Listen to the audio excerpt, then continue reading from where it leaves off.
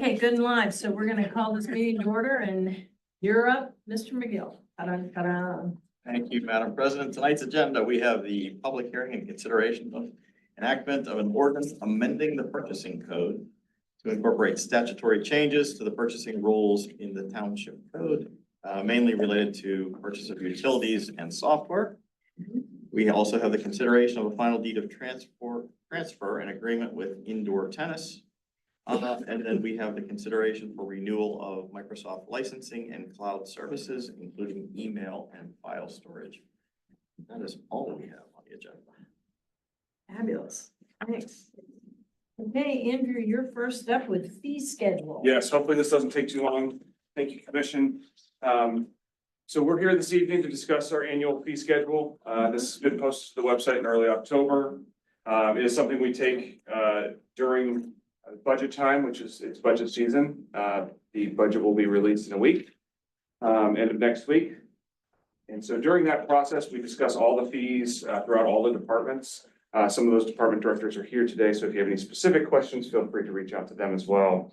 So it's posted online. We do a color coding system that tells you what's increased, decreased, eliminated, so on and so forth. So that's all posted online. Just to discuss a few highlights of the fee schedule.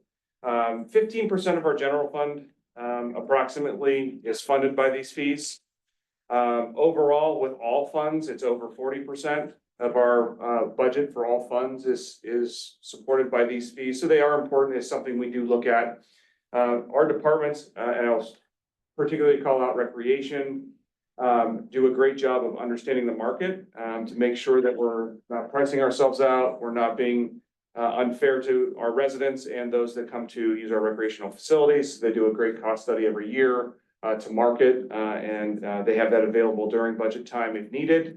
But they do a good job, and David Donnell and his staff do a great job of that. A memo was provided to the commission as part of the fee schedule. We started doing this a couple of years ago. I think it lays out kind of where the departments, this is all drafted by the departments. Well, it says it comes from municipal staff. It truly does. These are the words of the staff of why we're doing it, but to highlight a few for the public. We added a new fee this year in the fire department for our new fire training facility that will be built by the end of the year. This is for outside agencies to use the facility.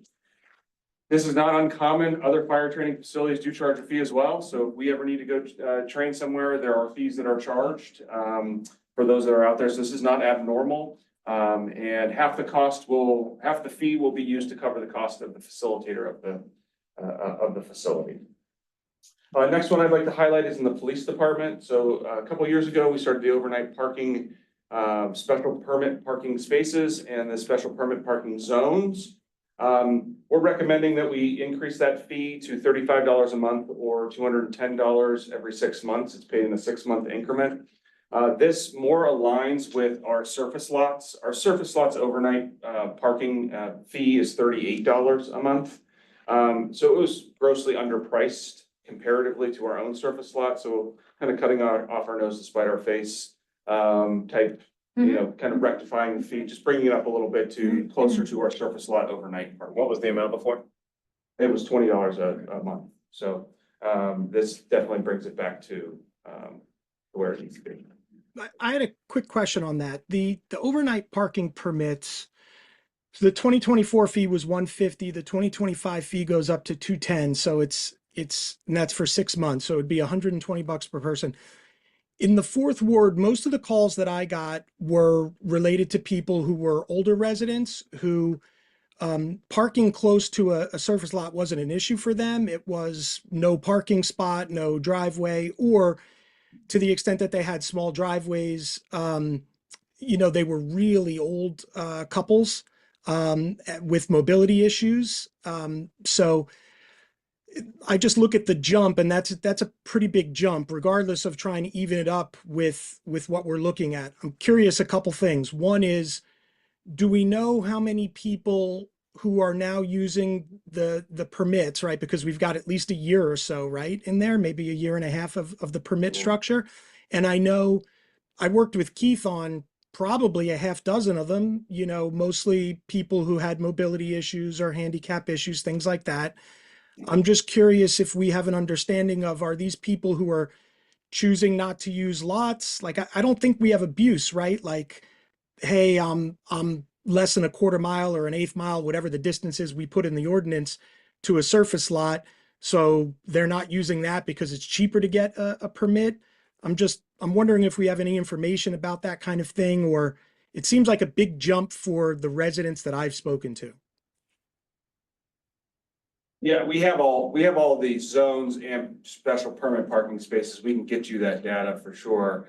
The spaces or the zones that are established are in areas we knew they would be established. Right. There's only been a couple new zones that have been added ever since we did start this process, and the special permit parking spaces are on a limited basis, and especially we go through the ordinance. Mark Quealy, who's our parking enforcement supervisor, reviews every application. To date, I think we're well over 150 applications that have come in those 2 years.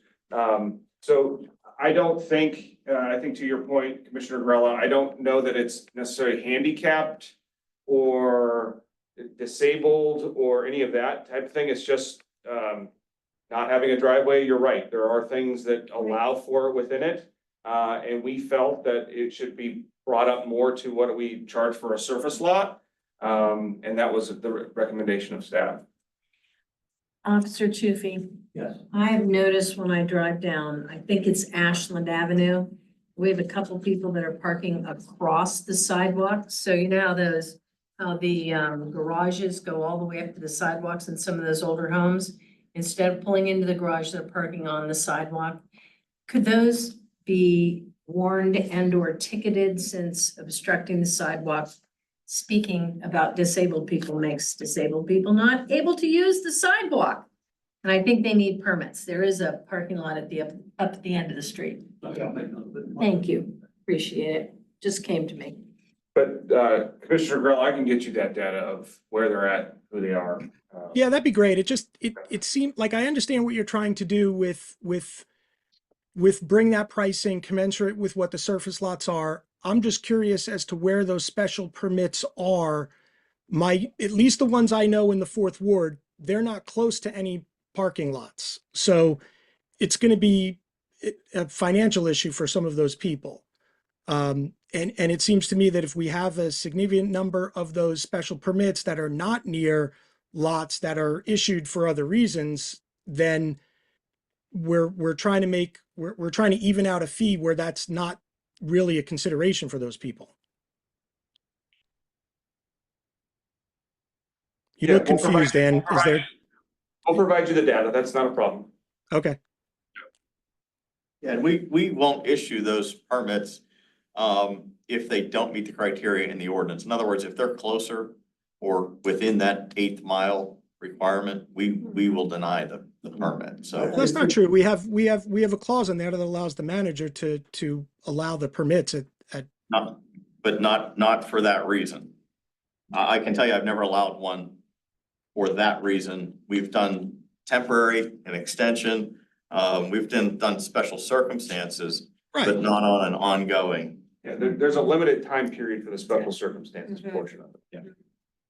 If I understand Commissioner Grella correctly, your complaint's more of if there isn't a lot nearby. I think that's. What I'm saying is that the residents that I've spoken to in my ward, not having a lot nearby was not the consideration for the request.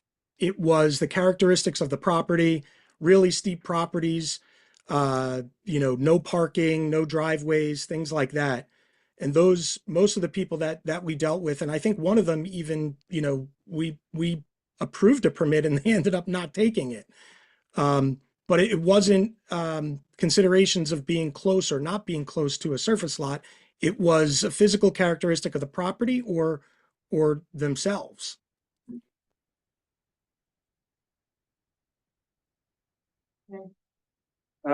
So we'll get you that data and we can further discuss it. This obviously, just for the public's edification, this is not a final schedule tonight. This is passed by resolution in December. So there's certainly more discussion after that data is given. So we can certainly discuss that during budget time as well. Thank you. So moving on, just a couple highlights, on the tennis center. So the fees were brought together under one house for when we took over indoor, the operations for indoor.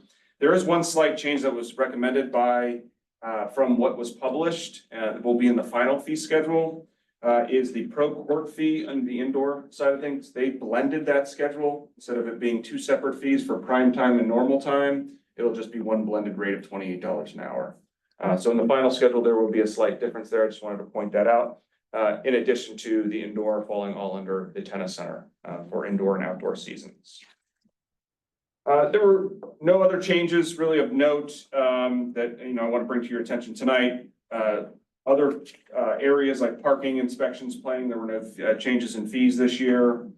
The fee schedule does, indicate and show the fees that are scheduled to increase for solid waste and stormwater by ordinance. We have those in there.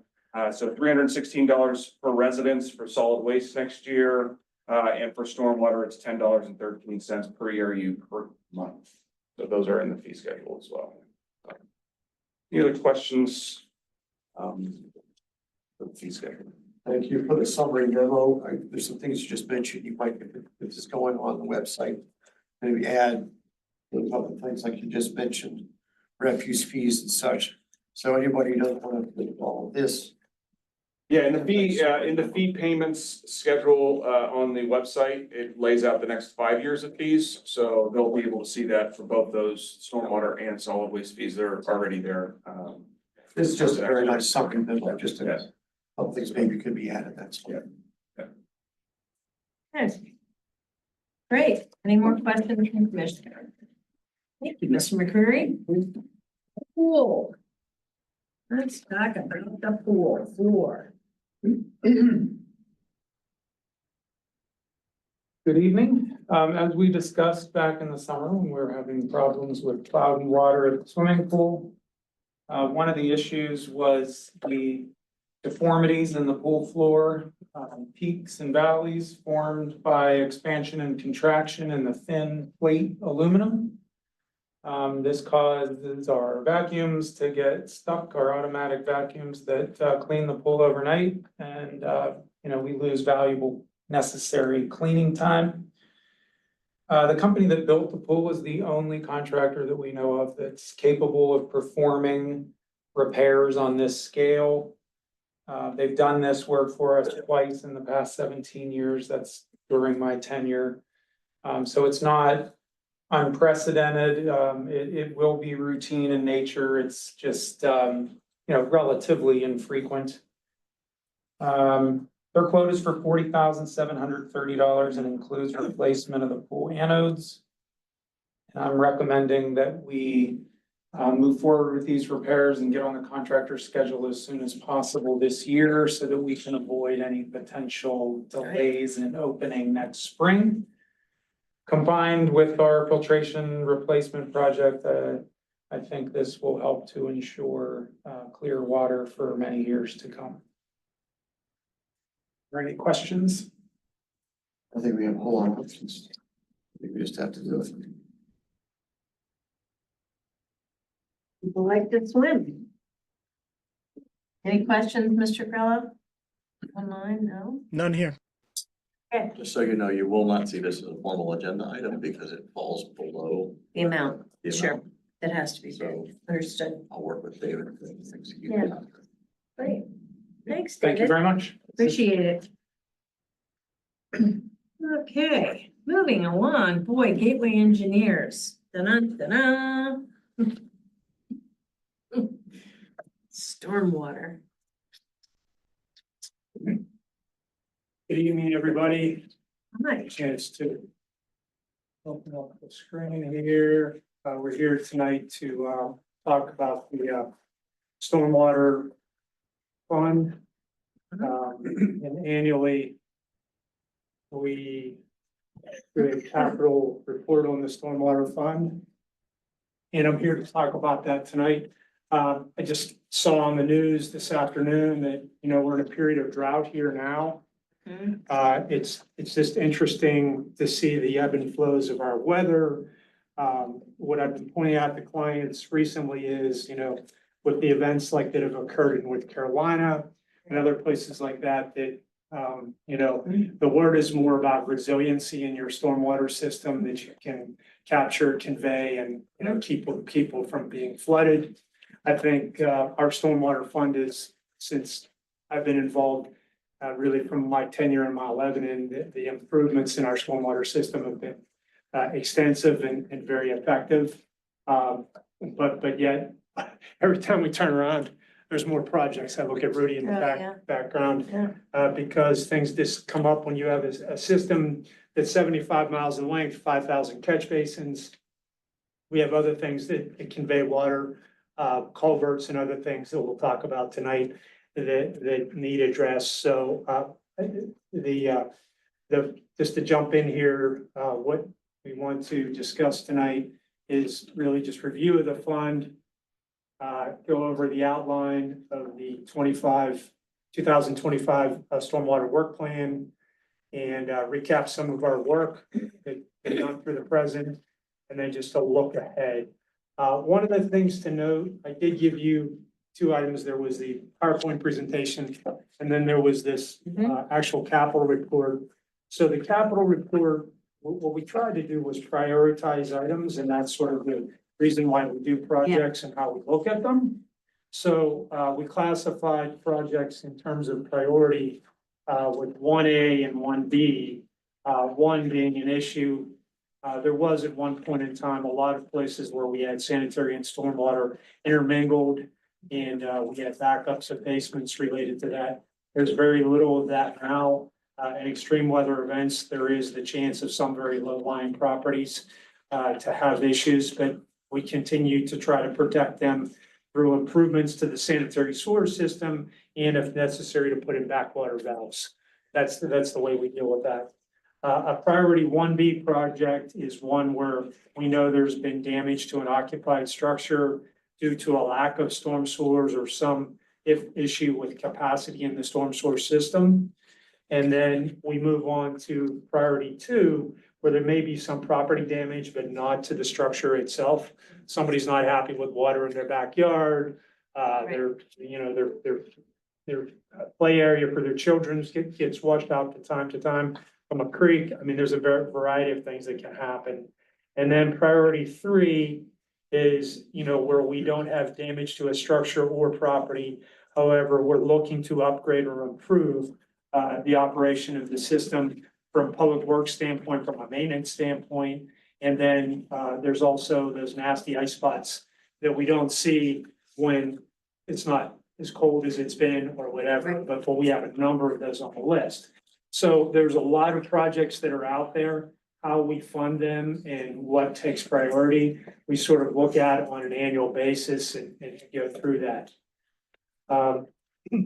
It's important to recognize also that the majority of the money that we use each year, we use it to augment the street reconstruction program.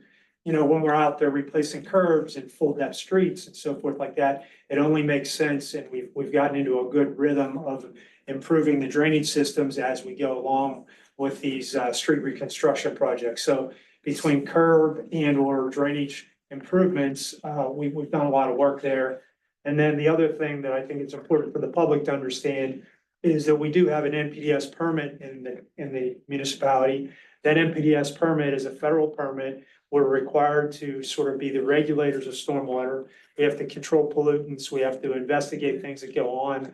We have minimum controls that we have to do throughout the system, report on that periodically. And then the additional layer that's been put on to us, we've actually taken that on actively, is to do pollution reduction projects. We've done a couple projects in Bird Park to do stream restoration, which is considered an effective way to deal with these types of issues. So from a stormwater perspective, I think that Mount Lebanon is doing everything that it can do, given the age of the system and the sort of developed condition of the community. So just to look at what we've done over the years since the inception, when you total up the value of all the projects, it's about $15 million worth of work. So, that's significant. It's been done over time. And again, the commission took another step to further, enhance the, funding ability, because again, these projects, they continue to grow, they get more expensive, and, there's a need, to do more on the projects.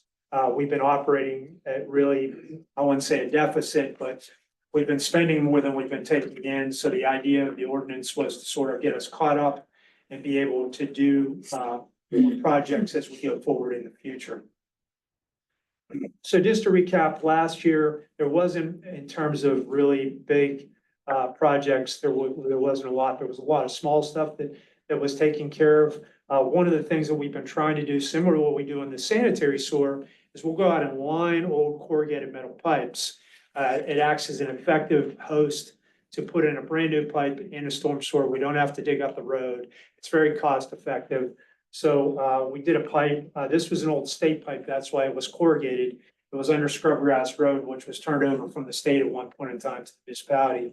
And we were able to line this pipe. This comes down and actually drains to Cedar Lake, the water course that comes down from Cedar Lake and comes through this pipe and eventually gets down into Painters Run.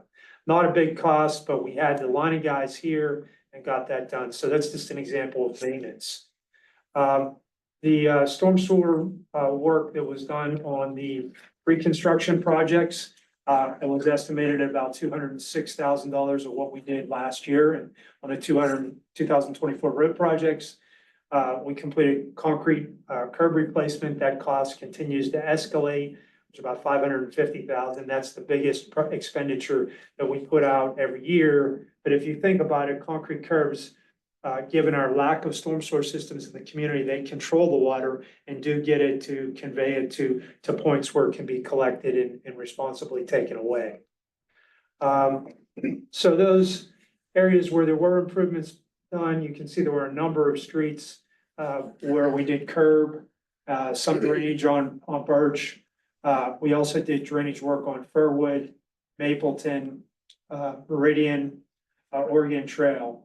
So out of the streets that were completed, the 8 streets that we touched, we did drainage on approximately half of those. The summary of those projects and the expenditures related to them, you can see here. We did factor in some of the cost of the CCTV work, the closed circuit televising.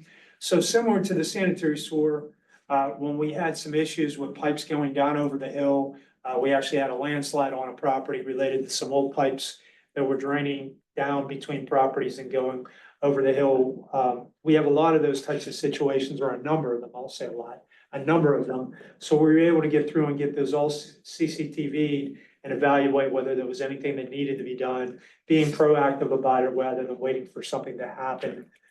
We see a lot of this in other communities where old corrugated metal pipes will fall apart and eventually they can potentially cause issues such as landslides. So proactive work on that. I pretty much talked about the other things that we looked at.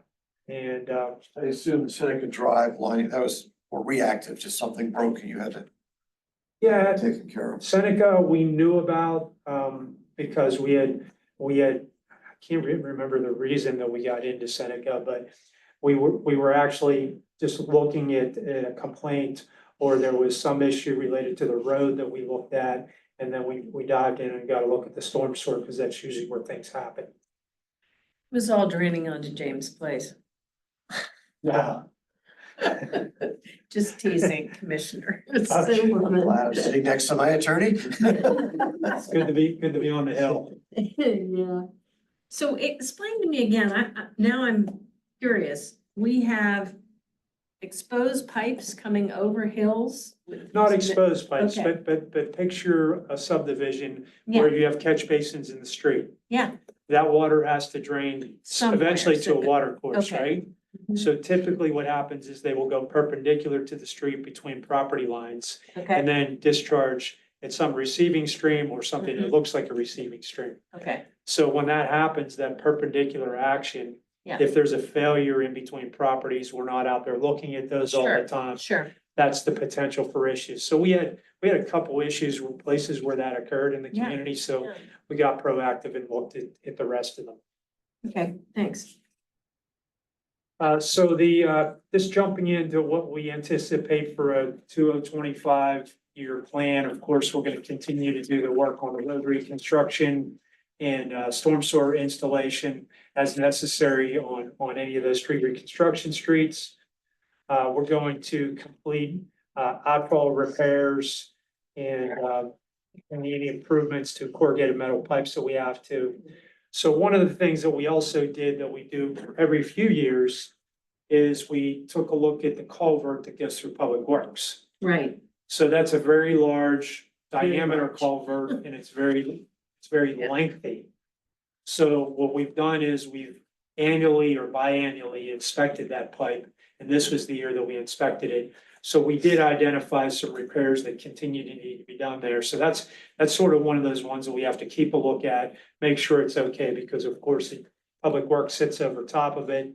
And, it does convey the entire watershed as you go up Cedar Boulevard and come all the way up to Washington Road. So it's sort of the main conveyance pipe in the community that takes everything down to Painter's Run. So we identified some things that we need to do in that pipe. In addition, I'll talk to about another pipe that sort of fell into our lap here and realized that it needed some work. So just to continue, we're gonna try to be more proactive on those things that improve operations. We have some of those projects. And then annually would like to do some point repairs after we do some CCTVing. Again, trying to get proactive, be ahead of things. We've played catch up for a lot of years and now we're trying to get to the point where we're, moving forward on things we know about that will improve the system. So this is one that jumped on our radar screen a couple years ago, and that's the pipe that conveys Painter, that's not Painter's Run, it's a tributary to Painter's Run. As you come down from the Galleria, this is Gilkison Road, up here where my pointer is.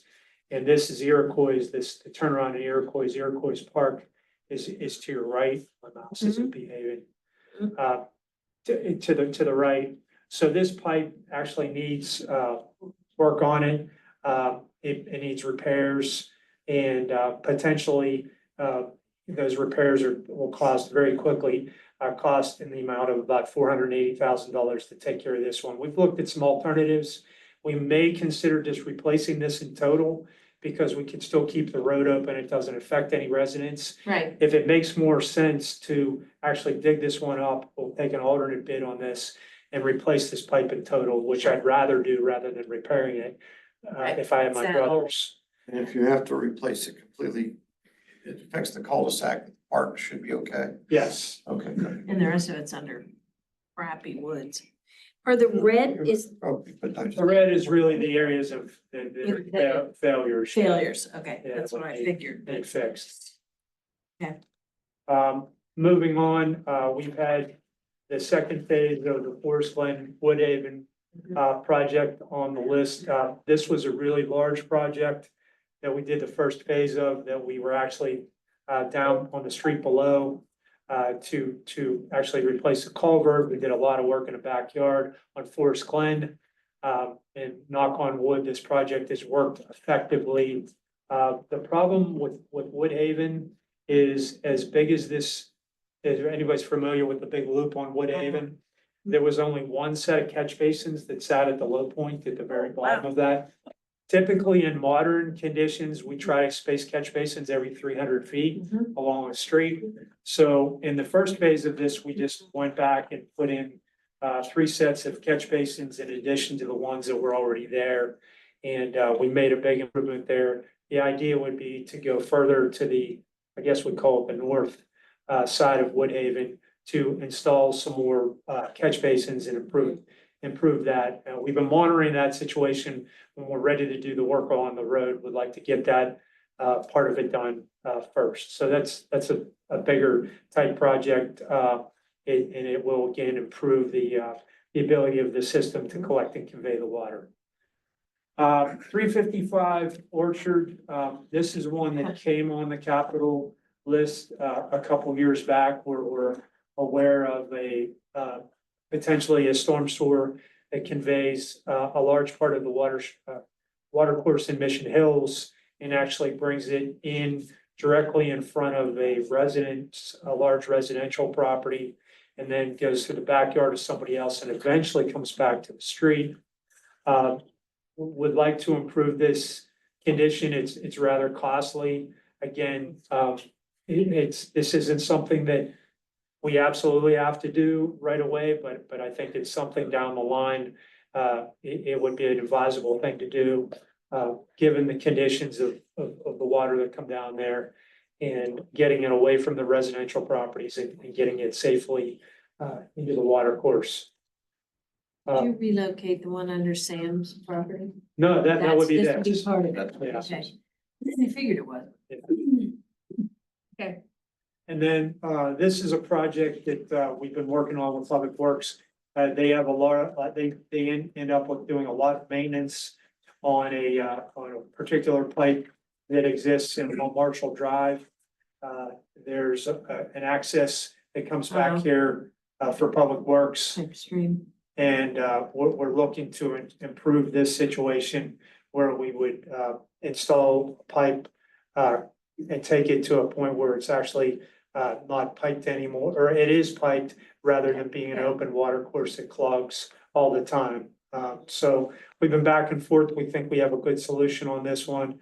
Again, it would help us meet our pollution reduction goal also, because we would get some credits for it. And doing this work, because it's going to eliminate some stream erosion that we see right now. Then we would also do the improvements as we talk about along the streets, both in the milling and resurfacing project, if necessary. That's just to collect and convey water that now causes problems with our street, both from undermining the streets, also causing ice spots anywhere that we can grab those.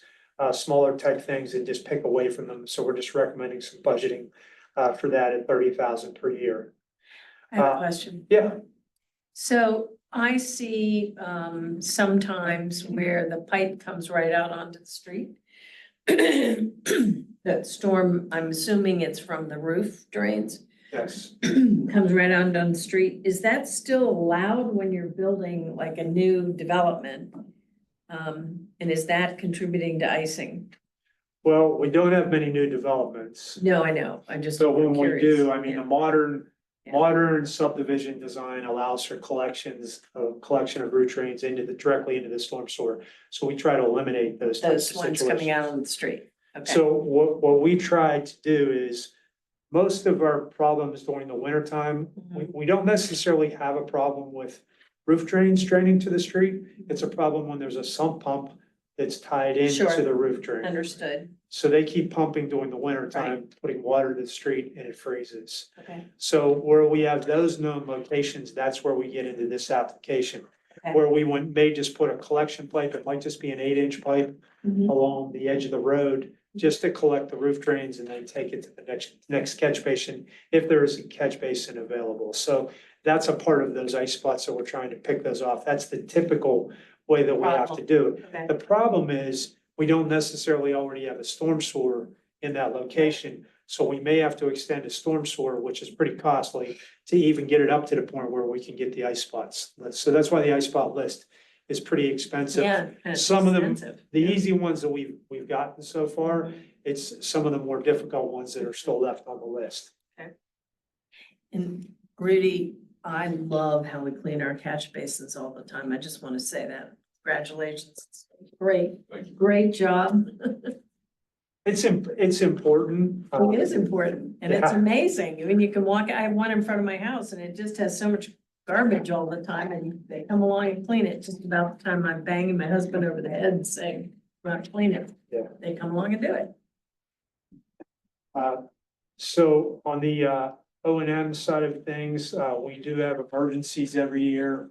And we find them through CCTV work, a call from a resident. They can be point repairs, they can be lining. So we're just saying, from a cost standpoint, throw some money in the budget related to those because they happen every year. So this is the this is sort of the snapshot of the priority 1 and 2 projects that we have on the list. I'm not saying that we're gonna do every one of these projects next year. If we had to prioritize some things, it would probably be first taking a look at, obviously doing the curbs and the work along Sure. the street reconstruction. We have the culvert at Public Works, to look at, and then we would sort of go from there. That problem over Marshall Drive, we would jump to, and then sort of, talk to Andrew about where the fund stands and, how much we could responsibly pay for, during the year of what's collected, and then sort of try to pick off of this list. And of course, come back and let the commission know we'd have to bid these projects too, and Sure. you would be aware of them. But this is sort of the short-term list, of about $2 million. But when you throw in, priority 3 projects, at $8 million, and then the ice spots on the level 3, it really does jump the list up. 8, 12, it's about $15 million worth of projects that are out there in the horizon that you could spend and continue to improve, because, every year the system isn't getting any younger. No, And particularly, we've been under a mandate on our sanitary sewer system. Mhm. The storm sewer is, I call it the forgotten stepchild, and Right. we only deal with it when it rains, and it's only important when we get flooded. When I look back at the report, 2017 through 19 was our record rainfall that we had in the community. And that's when a lot of these issues came to the forefront. We had big meetings and people were upset. So to continue to pick off at these and do what we need to do is important. And that's sort of the plan. So I can answer any questions. Every year Gateway sends over sort of an abbreviated version of this. Put it on the website. So that we put on the website so that if a resident or residents have questions about, hey, I know I pay a stormwater fee, where's Mount spending the money? Right. Everything's there and they can actually see where those dollars are being expended. Get you that over. great. Okay, not Dan? stormwater. I can talk about it, all right. Crap, it's only 7:05. Matt's, where's Matt? I need him.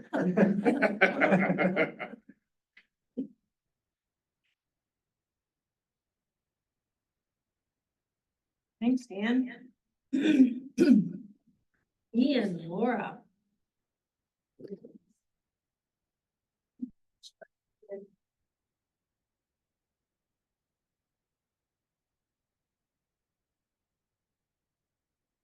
Thank you, commissioners, for having us here. So we are very excited about.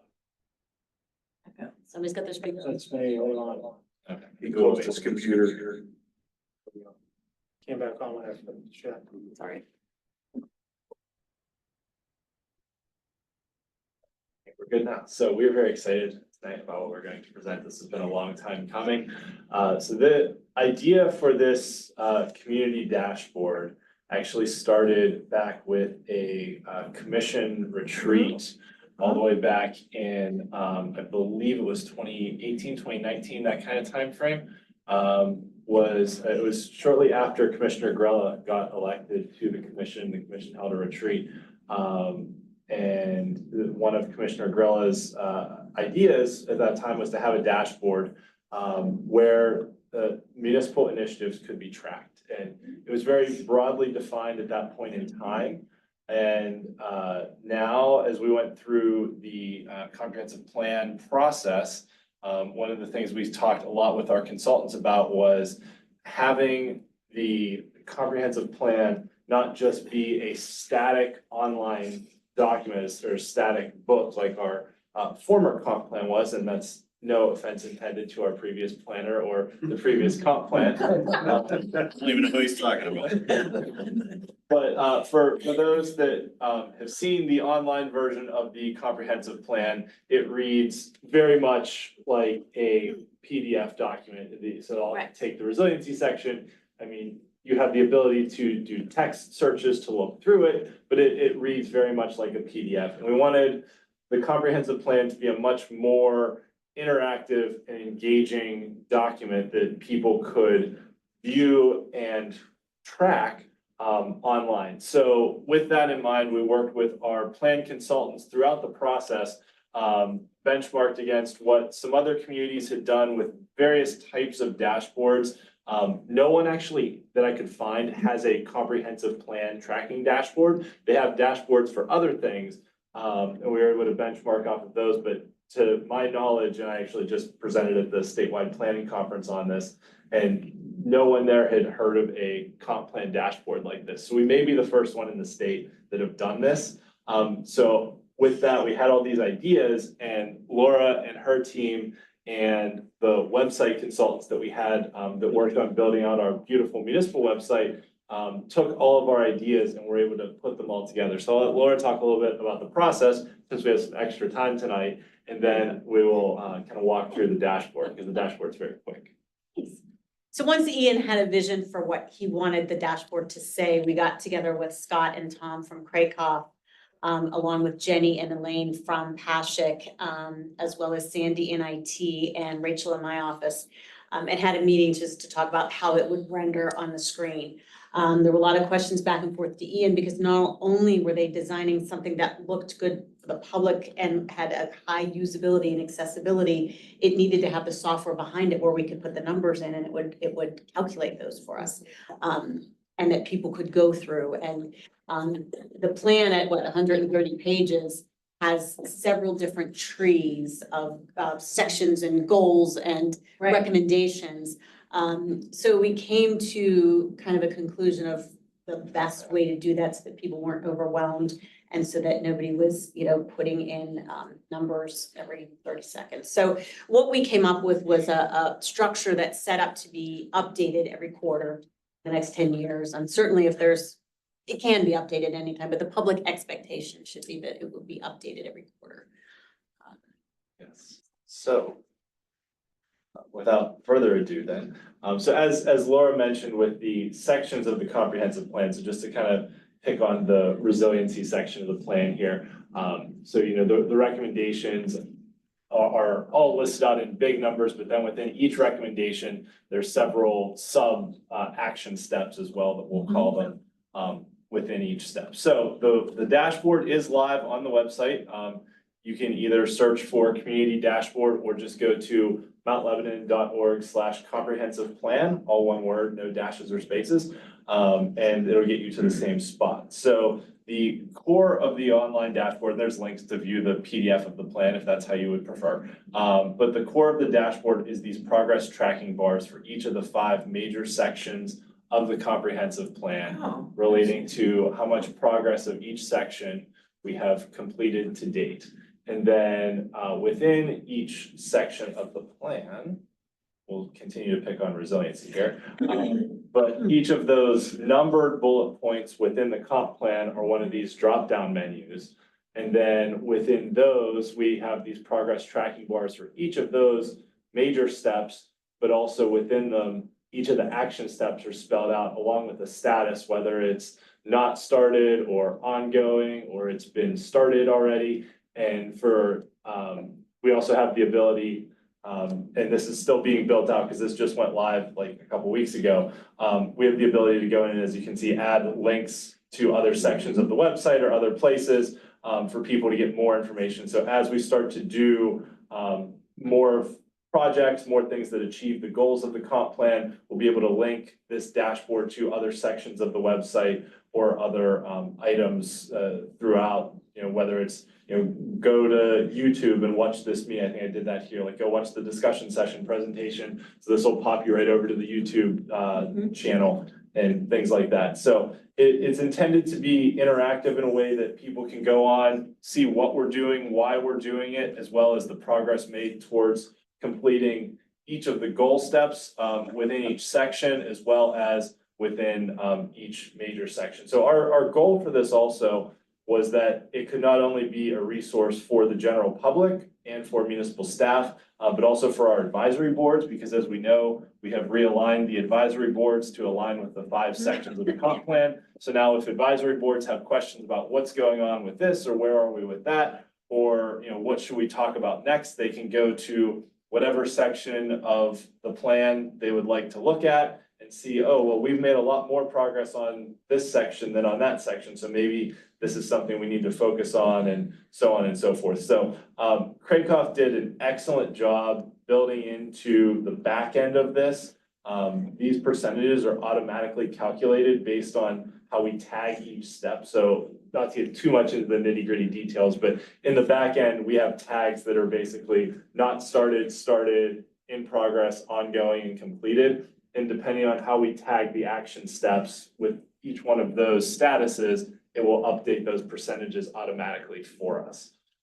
So we have the ability to have it do that, and then also add itself up all the way to the top end, and we can see in each section which ones we've made more or less progress towards, which, considering we just adopted the comp plan in January, that we've, you know, are above 20% in each of the 5 sections of the plan. I think we're doing pretty good so far Yeah, overall. yeah. And each board is linked directly to their own section. So if I go to the mobility board, there's a link that's links directly to that mobility Nice. section, so nobody has to scroll through it if they're researching the mobility board's activities, for example. And for those that know me and my presentation style and how I like things color coded, the colors that we chose for these sections are intentional because they're the same colors that are used on the boards and authority page for those boards. Got it And the tied logos on together. each page, key to the logos in the comp plan, which key to the logo from the strategy section that. So we're very excited about this going live and online, so anyone can go and view it, and we will be slowly continuing to build it out and adding links to other sections of the website, but we're very excited about this, and all the feedback I've heard from other planners around the region and around the state is they're just enthralled by what we did because they've never seen anything like this for a comprehensive plan before. And big thanks to Sandy Merrick and Rachel Winter for the data. It was a big data entry lift, and they were amazing, so. So I have a question for you Yes. that you may not know the answer to, but I'm gonna ask it anyway.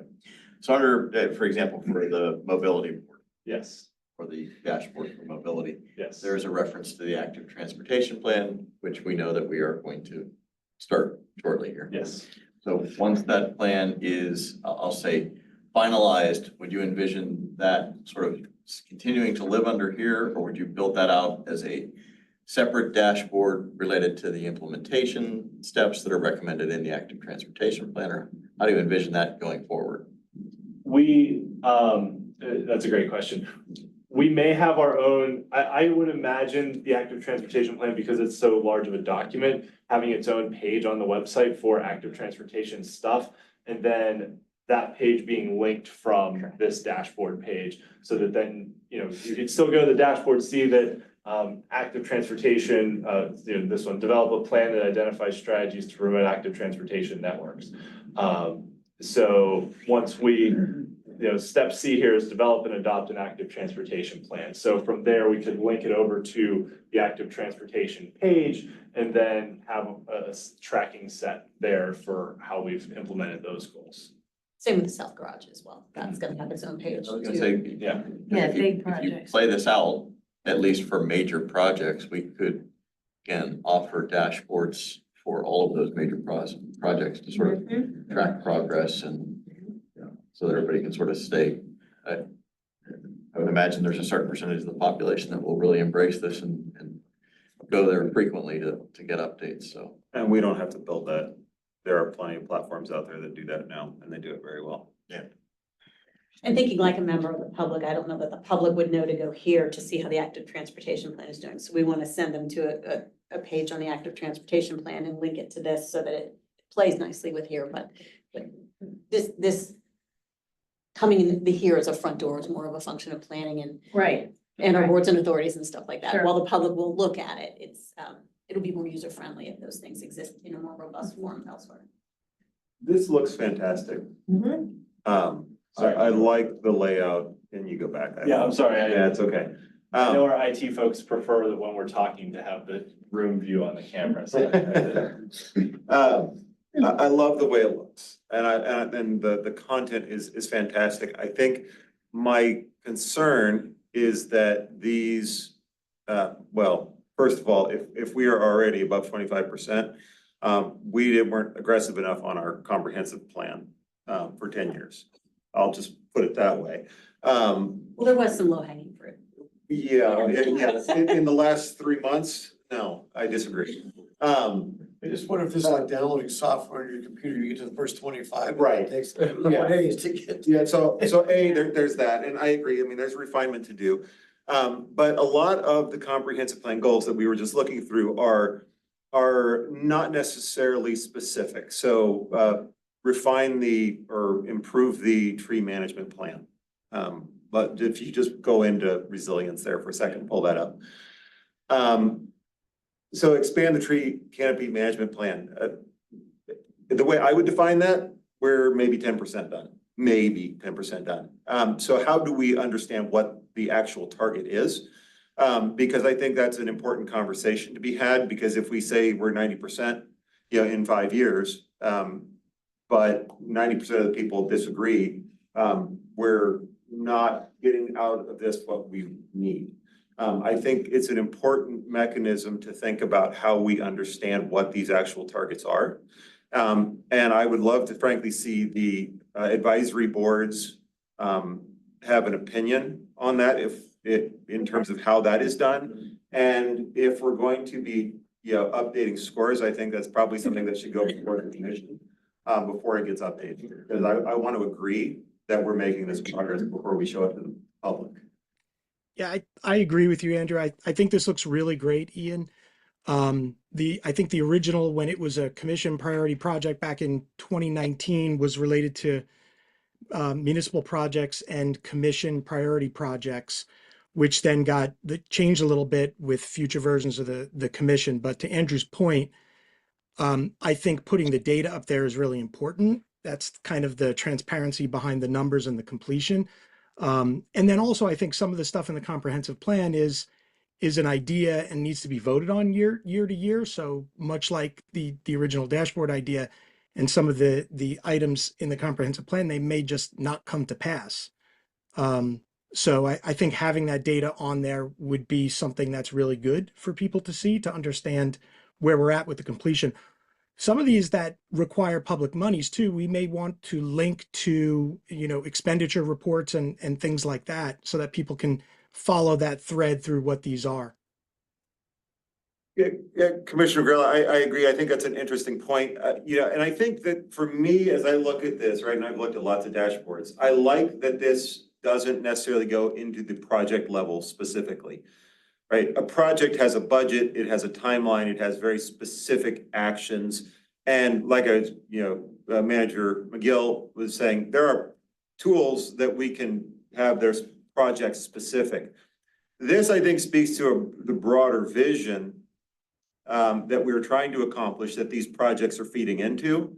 So there is a balance that needs to be struck here. And I think, this is a great first pass at thinking about how to define what that is and how to contextualize it.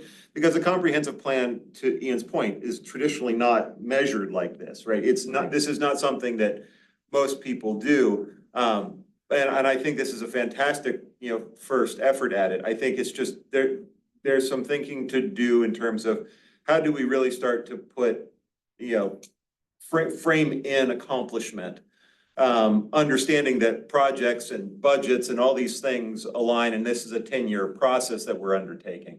So I love it. I'm going to be doing some poking. And really, to speak about the percentages in the scoring system, I mentioned that there's kind of 5 status points.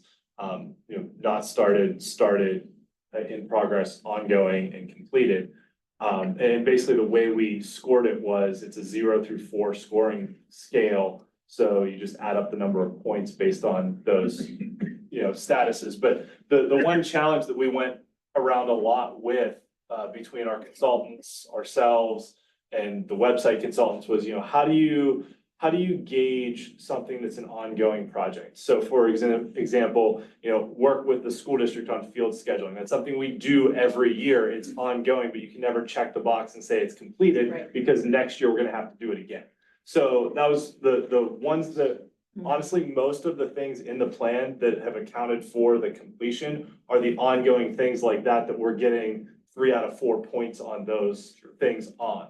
Because they're just things that we, apply for grants as they come up, or work with the school district, or link sidewalk maintenance and tree canopy management, which, goes to the root damage sidewalk program and things like that. So they're ongoing initiatives, but the other thing is, as you mentioned, Commissioner Flynn, that the comprehensive plan does use a lot of very high level language, so that if we do more things, if there's a new project beyond the root damage sidewalk program that we do, that we say, hey, if we're taking out street trees, we're gonna look at sidewalks or whatever.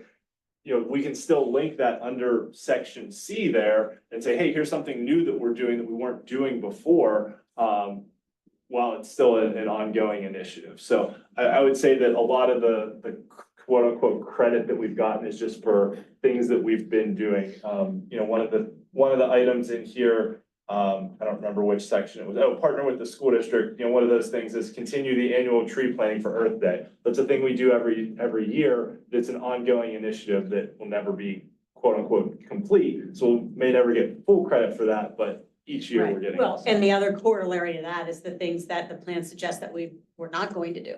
So marking those, for example, so putting Right. sirens back on the building. So that's not gonna happen, even though it was recommended. So we don't wanna say not started, because that makes it sound like we haven't done it yet. And we don't wanna say complete, because then people are like, where are the sirens? So we're gonna go through and mark some of those things, because there are certain things that, commission has already decided they're not interested in that, or Right. it's not feasible, or. And the plan uses the word consider a lot. So if we considered something and decided no, we still considered it, so. So maybe it's complete, parentheses eliminated. or Yes, something like that. Yeah. It might help to view it in terms of timelines. So if you're either standardizing the timeline across the board, or you're separating out the things that have timelines and the things that don't. So that you could analyze this. You could break it up into a year by year and say, this is our progress for 2024 or 2025, or you could separate out the ongoing items that don't have a definitive project-based timeline, for which we might not have a metric that we can measure against that tells us we're 25 or 30 or 40% done. And to that point, the ones that are ongoing initiatives that are ongoing from the start to the end of the plan, those scores aren't really gonna change, but right now, we have kind of baselines here at year one to say, okay, well, more or less resiliency is 25% complete. So then next August, when I come to the commission and give my comprehensive plan update and say resiliency is 30% complete, we've completed 5% in the last year, here's what we've done. It also gives us a sense to be able to build out that baseline and say, here's the progress, here's where we've moved the needle in the last year. There's also a certain amount when you mentioned about 4 steps, okay, we began, that's 25%. It's kind of like taking the SATs, you get X amount of points just for putting your name on them, Okay, at some point as we move further along, I think it'll be a better evaluation of how are we doing. Well, yeah, to that point, and I'm just curious, could you weight these, by, or divide the value by the years progressed? So that, again, in my mind, right, at least on the ongoing stuff, I should never be more than 10% complete on an ongoing activity. Using 10-year. Right, using a 10-year, right.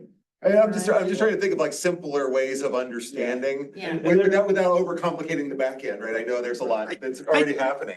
So just some way to create that understanding that we have a ways to go, and I don't want to have people think that we're overshooting, when we have so much that there is that we want to accomplish. I think it's a good start. I think it looks great. It's great having this kind of info up for the public to view. With any kind of multi-year project, especially one in which we have to sit down and have a budget discussion every year, which is going to guide to some extent which of these projects in the comprehensive plan get done, or not even call them projects, just recommendations, or if we call this the vision of the municipality for the next couple of years, at some point down the road, if 8 of these items have 80% complete and 3 of them have 10% complete, doesn't necessarily mean we failed, but it means we shifted directions, or said during those years that some things were more important than others, or it could be a reflection of how much money we've allocated to certain projects, which I don't think is necessarily right or wrong. It's just a case of this is where we put our focus. It might be something that says, hey, you know, we're in the final year of a comprehensive plan and resiliency is still only at 25%. You know, let's dig into that and figure out, did we just have the wrong numbers, the wrong mission, the wrong vision, or did we really just punt and say we can't get this stuff done and let's make it part of the next plan? Right.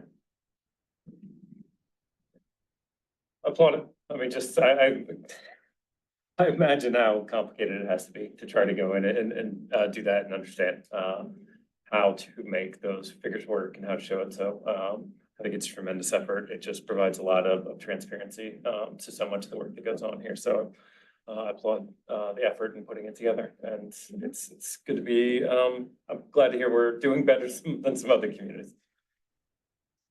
I want to make sure, thank you for your hard work, is we're like nitpicking a little bit, that we don't lose the headline of going, Yeah. Right. thank you. Thank you. Appreciate what y'all have done. Well, and to that point, I've attended a lot of conferences over my time of employment here with the municipality. And I think the biggest compliment you can get if you're a presenter at a conference, which I have been, is that after your presentation, you have people that come up and they want to ask you follow-up and additional questions. Sure. And Ian, and Jenny had that following their presentation. So kudos to both of you for, again, doing a Yeah. great job, not only on the plan, but in the design and pulling everything together. Because I think, once again, we're kind of out at the forefront in terms of comprehensive plans. And I would venture to guess that you will see future comprehensive plans from other communities that will sort of follow the same, I'll say, framework that you've Right. established. So Invitation is the most sincere form of flattery. Yeah, Well, great. thank you all for your continued support, and we will, you will be seeing a lot more of this dashboard over time as I give my annual updates on, the progress towards the plan, and we'll continue to make tweaks as we go. And but I agree with the sentiments that I think it's a really great tool for transparency and for us to be able to have it out there and be an interactive document and be able to link between, really establish those links between here's the goal of the plan and here's what we're doing to accomplish it, whether it's, say, the active transportation plan, that it's not just, words on a page in a document and you have to go find it on the website, that it's linked right there, that you can just bounce over to that active transportation plan page and, see what we're doing. So I have editing ability on this, for better or worse, so I can go in and play with some things too. There are rules. There are rules. I have content editing ability. I do not have back-end programming editing ability, because that'd be a horrible idea to give me that. So I'm not sure from an IT standpoint, how exactly all their programming and formulas work, but, I'll talk with them, see what I can do, and we'll, continue onward. Thank you. Thanks. We have time for boards and authorities update? we did not Look at have that that. last time. Gosh. Finance Board, just an update, the commission, Finance Board has set up subcommittees. One of which is to delve into the trash contracts. Missions is to see, as we look towards the end of this contract, do we bring it in-house or not? So we have a subcommittee set up to work on that project. Great. Another subcommittee set up to look at fleet electrification. And then we have a third subcommittee dealing with the pension plans. It's nice to see the board starting to shake out to a form there. The other piece relates to MRTSA. Let's just say there's some uncertainty in their 2025 budget. We're still working on that, but I know we're getting into our budget time. And the MRTSA budget, they may not be done with their work before we get to finish ours, so kind of stay tuned on developments there. Resiliency, let's see, there's multiple subcommittees under, on this one. The preservation subcommittee met and they discussed, various matters, including the status of the historic district. Sustainability and local ecology met, they discussed, they broke up into smaller groups and each discussed local sustainability and ecology topics to try to gain a better understanding of where they want to put in their efforts. And the Economic Business District Committee met twice to discuss Activate Uptown and other other issues within the business districts. And we meet again tomorrow. Craig? Update from the school board, they sent around the strategic plan survey to residents, and they are soliciting comments related to their strategic plan and have asked us just to mention it here for our vast viewing audience. For those who don't know, it's kind of like their comprehensive plan. So it's a multi-year strategic plan. So you could find it on the website. If you go on the school district website in the About section, you could find the strategic plan and links to the strategic plan survey, which all residents are encouraged to fill out. Parks and Recreation? No update from there. Andrew? Mobility Board, it's been a little while, actually, since we met, but they did form a street design subcommittee. The effort there will be to be developing a process around street design before reconstruction. So thinking about how do we understand the right of way, longer term and get ahead of construction so that people aren't having conversations when Rudy is trying to get the work, Gateway and Rudy are trying to get the work done. Right. So that is one thing that they are starting that process, and the subcommittee will be meeting soon to begin trying to design that process for recommendation to the full board.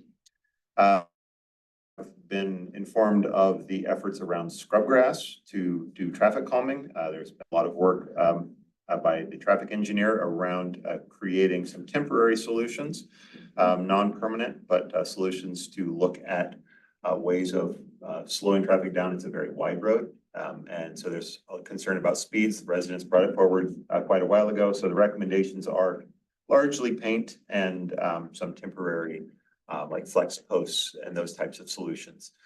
So that is moving forward with all support from the mobility board. Very good. That, hopefully something that can be done quickly. You'd sent me some material.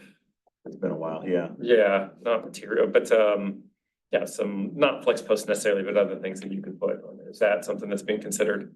Yes, so the traffic engineer was making those recommendations. I don't know if any of that stuff is made it into the budget, but I'm not exactly sure where it stands. But Okay.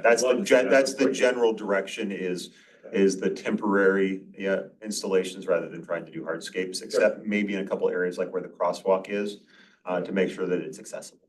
Yeah, I'll do that more quickly. I think that's an easy one. I just made a note to follow up again tomorrow with Mike Haberman. I had sent him a request for, I'll say, a preliminary list of items that are being considered and the associated dollars that go with those to make sure that we have adequate funding. Excellent, excellent. It's good to hear.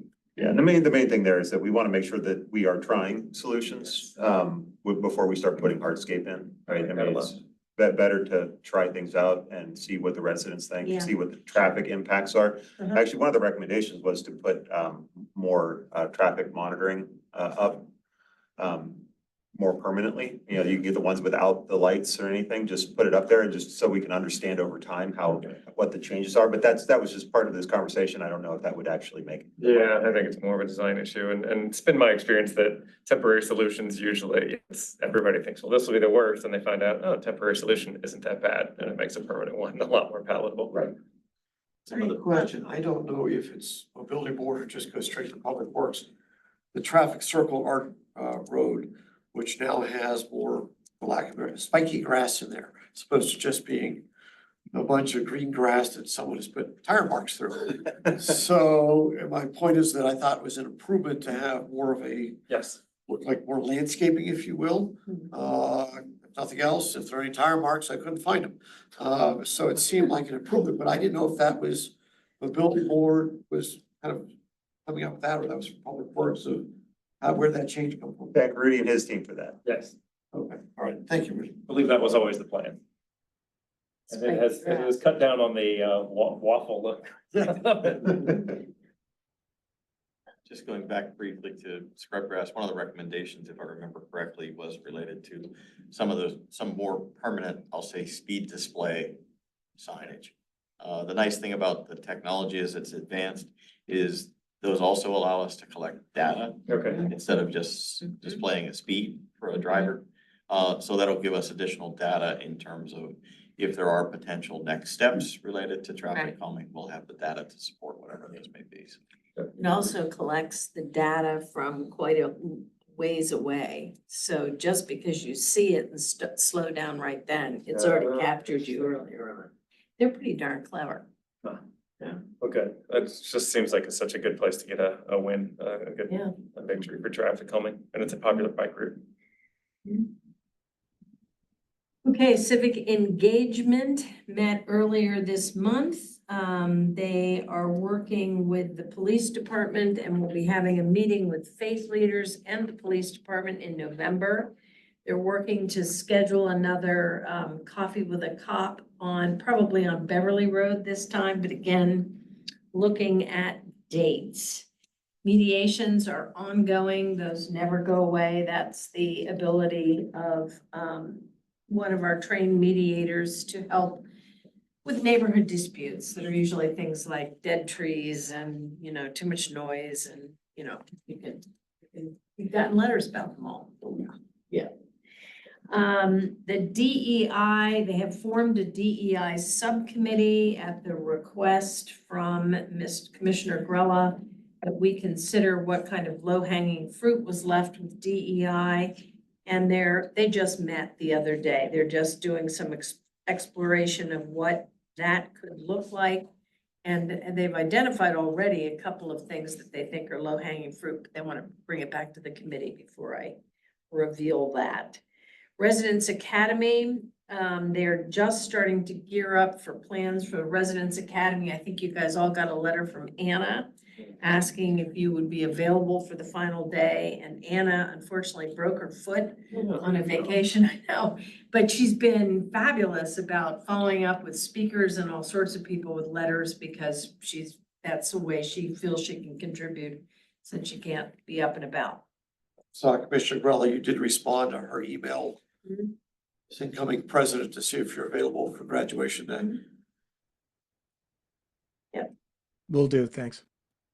And they established a certified welcoming committee. This is a follow-up to the presentation you had on the certified welcoming designation. They formed the committee so that when we spend the $500 from us to go ahead and pursue this, they can help gather the information so it does not all fall to Laura and her staff. That it? Is 2025 the year we have the volunteer recognition dinner? No, No, it'll be 2026. It's every other year. 2026, yeah. Yeah, that's it. Am I forgetting anything, Laura? Laura's. Yeah. Laura. If I could just get a plug in that our Veterans Day ceremony Oh, is. gosh, yes, November 11th. Yeah, 4:00. 4:00. Rec Center. Well, down by the, Veterans Memorial. yes, Veterans Yeah, Memorial. November 11th. November 11th, 4:00. Obviously, if it rains, then we have to. Then community inside. event. Cool, If it rains, then we have to go inside. right. Okay, that's it. Board pick. All right, we're dismissed. See you in Commissioner Chambers. Sprint there. I know, right?